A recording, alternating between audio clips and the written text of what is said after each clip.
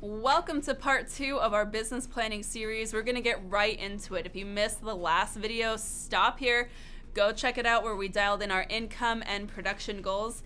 Do not be intimidated by this very elegant graph I have crafted for you here today. We're going to talk about how to identify our production metrics, which is our leading measures. I'm going to talk about what all this means and how to make sense of it in a really simple way. Stay tuned. Quick reminder, if you have found value with me in the business planning series so far, I need you to hit subscribe to this channel and hit that bell notification icon, because in next week we actually have a new series coming at you with how to pivot your real estate business. I do not want you to miss it because we're covering on how to tactically apply a lot of the stuff that we're talking here today. Plus, you subscribing to my channel really helps support our content here and helps other real estate agents just like you find support that they need in their business. And any agents who want to help support another faceless agent in the industry is the kind of people that I want in this community. Now, like I mentioned in the last video, we really dialed in your income and production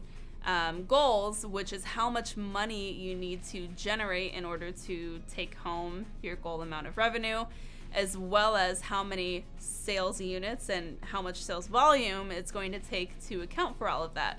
So again, that's going to be really important as you go through this next exercise. That is only one part of the puzzle, and the problem that a lot of real estate agents find is they go that far and they don't do this work. So if you've not done this work and you've wondered why you've fallen short of your goals, this is why. We have to figure out the leading measures in your business, which is what we're doing on the day-to-day and tracking the metrics of that, because that is what's going to bring you the results at the end of the year that you want to see and celebrate. Now, if you are a new agent, you might not have enough data to do what we're about to cover, but if you have been in the business for at least a couple of months, or hopefully at least a full year, you're gonna have 12 months full of data to gather here, and this is what I need you to gather. We're going to start with your 2021 projected metrics. All right, now if you're watching this in the future, like adjust it for the year. But in terms of business planning, you always have to get a pulse of where you're at before you can determine where you're headed. And that's what we're accomplishing here. Now, in terms of gathering your metrics, this is actually something that I gather once a week. I reconcile this spreadsheet once a month, and then we kind of judge how far we are in the process quarterly, and then we finalize it like we are now once a year. And I know that seems like a lot, but the more you break it down, the more you're actually following a plan instead of just like throwing spaghetti at the wall to see what fits.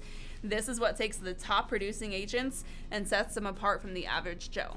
Now, in terms of your 2021, your current year's production, you can kind of project it through the end of the year, because, I mean, depending on when you're watching this, you kind of know how your year is going to end up, barring any really exciting unforeseen circumstances, which I wish you many. But per lead source, say you had Instagram leads, YouTube leads, and open house leads, maybe database leads too.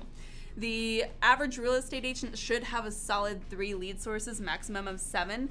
If you have any more than that, you need to consolidate. Per lead source, I want you to gather how many deals closed, how many individual leads were gathered. So if you're not tracking this already, you're gonna need to go into your direct messages, your inbox, your texts, literally anywhere where there might have been a hand raiser. I am defining a lead here as anyone with a pulse who had intent to buy or sell within the next 12 months or more.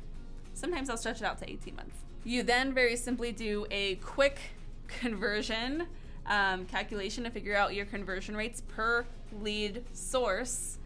Same with how many buy sides were of all of those deals, the average sales price of those buy sides. Same with how many sell sides you had from those deals and the average sales price.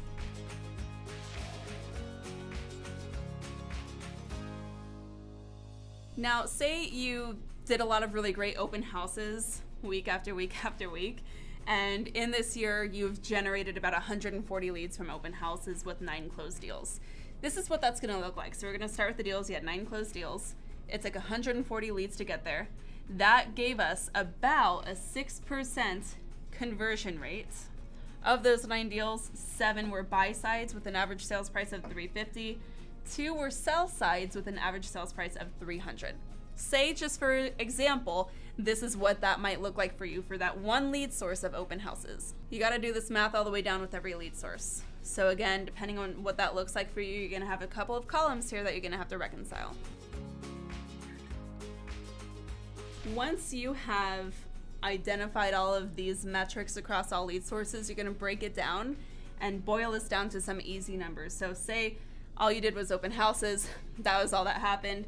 You're going to just bring this down for 9 total units. Total sales volume in the example is just over 3 million for 7 buys and 2 sales. Once you have these numbers on 2021, it makes forecasting really easily. For example, say instead of generating 6% here on open houses, you are really low, like closer to 4%. This is a really easy target to think what went wrong and why didn't I convert the rest of those 140 leads from open houses. Just so you know, typical conversion is around 7 to 8%, maybe more depending on the area and how often and effectively you're following up. But these are the numbers that we can start to play with in order to then create this for 2022 projected. So this leads us to identifying our projected numbers for 2022. You're gonna basically do this again, but what you think you can accomplish in a perfect world. So again, say just in the example, you're not going to do this, okay? You're not gonna do this because you now have a database of at least 9 individuals. So that should be part of your database marketing strategy, leads that you're generating from your database. But for the example, say we're going to stick with open houses and we are going to look for the 2022 metrics. You're going to start all over and think, what can I accomplish next year in 2022? Especially from the standpoint of like, well, there's not going to be a lot in my way. I know I'm not going on any long vacations. I know I don't have any changes to my family dynamics that I'm expecting. And so I think that I can do an average of 3 open houses a week for the next 49 weeks. We're going to take off 2 weeks during the holidays and a week during the summer for vacation, right? Well, from there, you're just going to kind of reverse engineer how many leads you think that you're going to be able to generate and what that conversion should look like. So we can kind of boil it back. So say we're going to target generating 160 leads. So maybe we're a little more confident now and we're going to get a few more signups during those open houses. And we're going to increase our conversion rate to say 8%. Now, the way the math looks is we're just going to look at the conversion rate per lead. That's actually going to boil down to about 13 deals if you're closing 160 leads at 8%. So that's actually going to give us some really good target increases for next year. So maybe just in open houses, you can, just by tightening up your follow-up systems and maybe doing more open houses, for example, you can increase those 9 deals up to 13 in the next year. But maybe you're really also looking to position yourself as a listing agent, maybe in a specific area with a higher price point. So maybe last year you were kind of stuck in the 3s price point, and instead you're gonna pivot and try to do as many open houses as you can in a higher price point, say $500,000 to $700,000. While you're doing that, you're also gonna work on strategies to position yourself as a stronger listing agent so that you can hopefully get a little more even in terms of your buy and sell sides.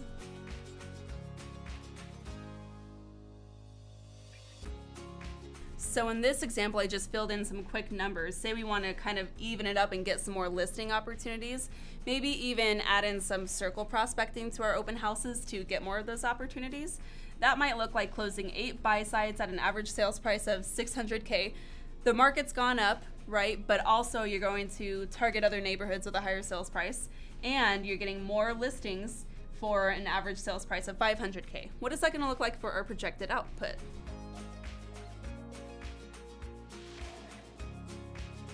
Now, pulling those down to our projected numbers for 2022, that might look like 13 total units for a target of $7.3 million in sales volume. You're hoping to get 8 buy sides, so kind of keep consistent there, but really increase the sell sides, and that is going to have a really significant impact on your bottom line there, just from open houses. Now, even if all goes not so much according to plan, and you don't generate the same amount of leads, you generate fewer leads, but you're closing at a higher conversion. You might even be able to get away with maybe maintaining the same level of volume that you hit in this year, but with fewer open houses, or including other lead sources and spending time in other better performing lead sources that have a higher ROI. So you see, depending on the big picture goals and where it is you're looking to pivot your business, there's a lot of ways that we can kind of look at these numbers and make some really strategic shifts into how we are positioning ourselves for 2022. So I hope that you were able to follow with me with these numbers. I feel like anytime we're talking about numbers, our eyes tend to cross just a little sooner in the conversation. But from here, you now really need to get specific on your marketing and prospecting plan. And this is actually something that I'm helping real estate agents accomplish every single day in the Market Authority Academy. So from here, you should know how many open houses it's going to take in the example to generate that number of leads. You should know what you need to do to better position yourself as a listing agent if you're looking to get more listings in that area, for example. So now it's just a matter of committing to those prospecting activities that you're going to do week after week, month after month, and then checking in on these numbers every single month to make sure that you are following the trajectory that you thought that you would be on. Because the moment you start slipping, or the moment you start exceeding in a really big way, you're going to be able to meet that call for expansion or pivot to a healthier ROI for your business in terms of time or money way sooner before things really get derailed and you don't really realize it until September of next year. I think that this is a really good cue up to our next videos. So I'm gonna go in a little more in depth into how to look at these numbers and figure out how to apply that to our overall business strategy with some case studies with agents in the Market Authority Academy who have actually applied this for really incredible transformations in their business. And hey, if you don't want to wait for the next videos, you can always book a time to chat with me in the Market Authority Academy to see if the Market Authority Academy is right for you. I promise this is only one part of it, okay? We're only doing a really small part of the metrics and the numbers. The rest is a lot of really fun strategy and marketing stuff, social media, a lot of other things that really matter. This is critical to your success, but this is only one small part of it. So if you'd like to learn a little bit more about how we can really take your business to the next level in the Market Authority Academy, all of those details are linked below. All right, I will see you same time, same place next week, where we are kicking off our How to Pivot Your Business for Massive Transformation mini-series right here on this channel. So be sure to hit subscribe to this channel and turn on that bell notification icon to be notified right when we are dropping those videos. Thank you so much for hanging in here with me with these numbers, and until next time, keep on crushing it.